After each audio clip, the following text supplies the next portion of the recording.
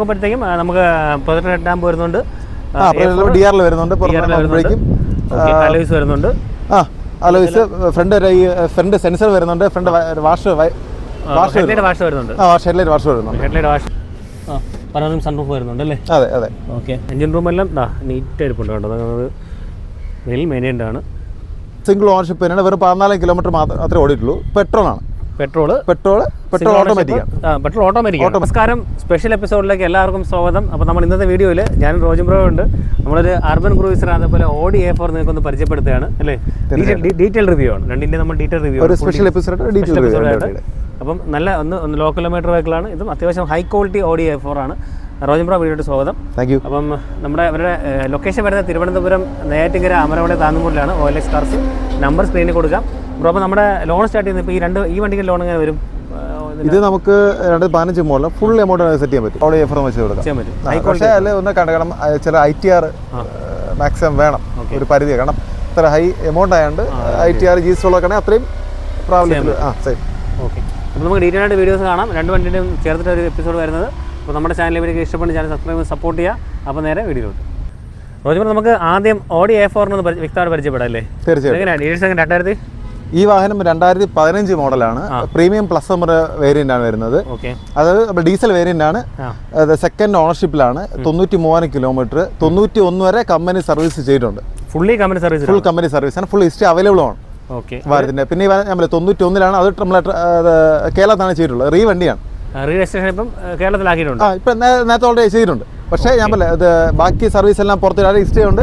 Last നമ്മൾ കേരളത്തിലും service ചെയ്തിട്ടുണ്ട്. ലാസ്റ്റ് സർവീസ് കേരളത്താണ് ചെയ്തിട്ടുള്ളത്. ഓക്കെ, ഫീച്ചേഴ്സ് നോക്കുമ്പോഴത്തേക്കും നമുക്ക് പ്രൊജക്ടർ ഹെഡ്ലാമ്പ് വരുന്നുണ്ട്, DRL വരുന്നുണ്ട്, അലോയ്സ് വരുന്നുണ്ട്, അലോയ്സ് ഫ്രണ്ട് സെൻസർ വരുന്നുണ്ട്, ഫ്രണ്ട് ഹെഡ്ലൈറ്റ് വാഷ്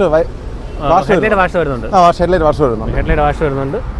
ഓക്കെ, അപ്പം അത്യാവശ്യം വണ്ടി പക്ഷേ നീറ്റ് ആണല്ലോ, നമ്മളെ ഇപ്പം നല്ല ക്വാളിറ്റി വണ്ടി കിട്ടാത്തൊരു പാടാണ് കമ്പനി സർവീസ് ഉള്ള വണ്ടി കിട്ടാനായിട്ട്. ഇന്റർ കണ്ടീഷൻ നോക്കിയാലും വെൽ മെയിൻറ്റൈൻ ആണ്, ലെതർ സീറ്റ് ഉണ്ട്, അതെല്ലാം വെൽ മെയിൻറ്റൈൻ ആയിരിക്കുന്നുണ്ട്. റിവേഴ്സ് നമുക്ക് റിയർ AC വെന്റ് വരുന്നുണ്ട് അല്ലേ? അതേപോലെ DSP ബോക്സ് ആണ്, ഗിയർ ബോക്സ് വരുന്നുണ്ട്, പിന്നെ ക്രൂസ് കൺട്രോൾ വരുന്നുണ്ട്, പിന്നെ സീറ്റെല്ലാം ഇലക്ട്രിക് അഡ്ജസ്റ്റബിൾ ആണ് അല്ലേ? ഓക്കെ, ഇപ്പോൾ ഫ്യൂച്ചേഴ്സ് റിച്ച് ആണ്. A4 അറിയുന്നവർക്ക് എല്ലാം വ്യക്തമായിട്ട് എല്ലാം വർക്കിംഗ് ആണ്, എല്ലാം നമുക്ക് സൺറൂഫ് വരുന്നുണ്ട്, ബാക്ക് സൈഡും വെൽ മെയിൻറ്റൈൻ ആണ്, നീറ്റ് ആയിരിപ്പുണ്ട് കേട്ടോ. അതാണ് റിവർ AC വെന്റ് വരുന്നുണ്ട്. Okay, neat and clean vehicle അല്ലേ? വേറെ റീപ്ലേസ്മെന്റ് ഒന്നുമില്ല, ആക്സിഡന്റ് റീപ്ലേസ്മെന്റ് കാര്യങ്ങളൊന്നുമില്ല.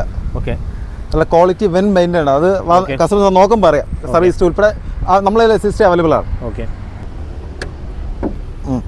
എഞ്ചിൻ റൂം എല്ലാം നീറ്റ് ആയിരിപ്പുണ്ട് കേട്ടോ, അത് വെൽ മെയിൻറ്റൈൻഡ് ആണ്. അത് എഞ്ചിൻ റൂം കാണാൻ തന്നെ വണ്ടി ക്വാളിറ്റി തന്നെ മനസ്സിലാവും. ഫുള്ളി കമ്പനി സർവീസിലാണല്ലേ? ഔട്ട് സൈഡ് ഒന്നും ചെയ്തില്ല, എല്ലാം കമ്പനി സർവീസ്. എല്ലാം അതിൻ്റെ കാണുമ്പോൾ വ്യക്തമായിട്ട് മനസ്സിലാവും. സോ നോർമലി ഔട്ട് സൈഡ് ചെയ്യുമ്പോഴത്തേക്കും അതിൻ്റെ ആ ഒരു വൃത്തി അറിയാൻ പറ്റും. പക്ഷേ ഇപ്പോൾ മെയിൻ നീറ്റ് ആയിരിപ്പുണ്ട്. ഓടിച്ചവൻ്റെ പെർഫോമൻസ് അറിയാം, ഒരു രക്ഷയില്ല. തീർച്ചയായിട്ടും.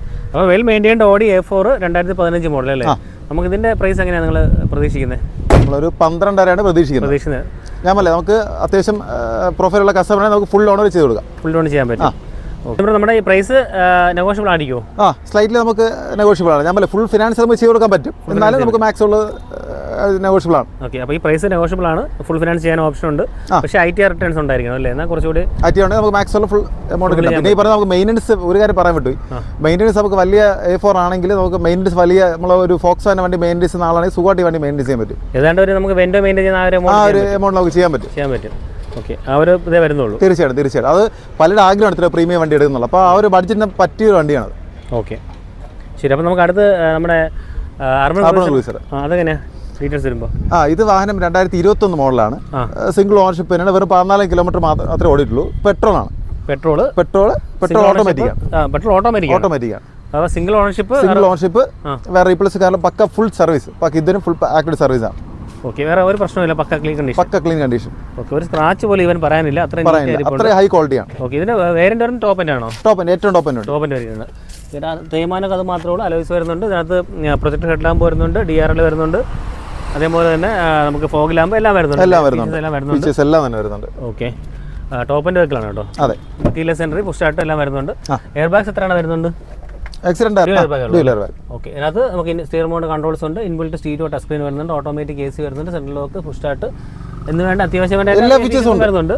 അപ്പോൾ അർബൻ ക്രൂയിസർ ഒരു പുതിയ വണ്ടി എടുക്കുന്ന ആ ഒരു ഇതിൽ നമുക്ക് എടുക്കാം തീർച്ചയായിട്ടും അല്ലേ? അതെ, അത്രയും ക്ലീൻ വെഹിക്കിളാണ്. അപ്പോൾ ഇതിന്റെ എങ്ങനെയാണ് പ്രൈസ് കാര്യങ്ങളൊക്കെ വരുന്നത്?